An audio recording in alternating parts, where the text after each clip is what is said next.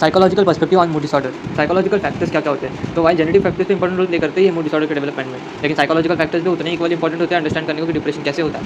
फिर psychological perspective focus करते हैं लाइफ एक्सपीरियंसेस पे, इमोशनल स्टेट्स और इंटरपर्सनल रिलेशनशिप पे, वो कैसे कंट्रीब्यूट करते हैं ऑनसेट और प्रोग्रेशन ऑफ मूड डिसऑर्डर। ये फैक्टर जो है इंटरैक्ट करते हैं जेनेटिक प्रेडिस्पोजिशन के साथ और अफेक्ट करते हैं इंडिविजुअल की वल्नरेबिलिटी को डिप्रेशन के साथ। फिर साइकोडायनामिक थ्योरीज क्या बोलती है? साइकोडायनामिक थ्योरीज स्पेशली जो अर्ली साइकोएनालिटिक थॉट के ऊपर है, वो वैल्यूएबल इनसाइट्स डालती है psychological origins of mood disorders में।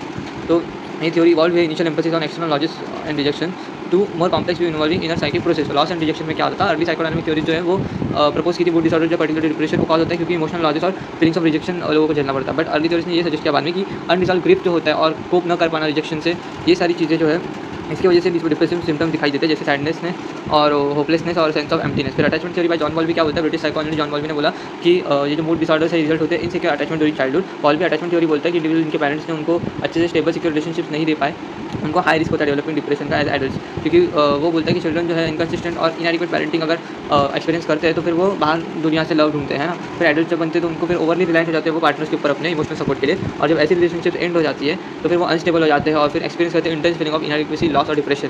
तो सिमिलर व्यू है जूल्स वेम्फोर्ड का, वो एम्फोसाइज किया उसने critical role of deficient parenting, है ना, अगर डेवलपमेंट होता है मूड डिसऑर्डर्स का उसकी वजह से, डेफिशिएंट पेरेंटिंग की वजह से। फिर साइकोएनालिटिक थ्योरी ऑफ मैनिया क्या है?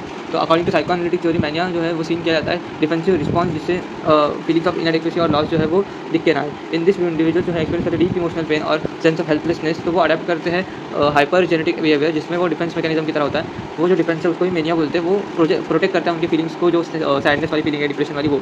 फिर मैनिया स्टेट में वो इंडिविजुअल जो अवॉइड करता है कंफ्रंट करना इमोशनल वल्नरेबिलिटीज़ को और परस्यू करता है पर्सनल फेलियर्स को, जैसे वो कोई पावर और इनविंसिबिलिटी हो।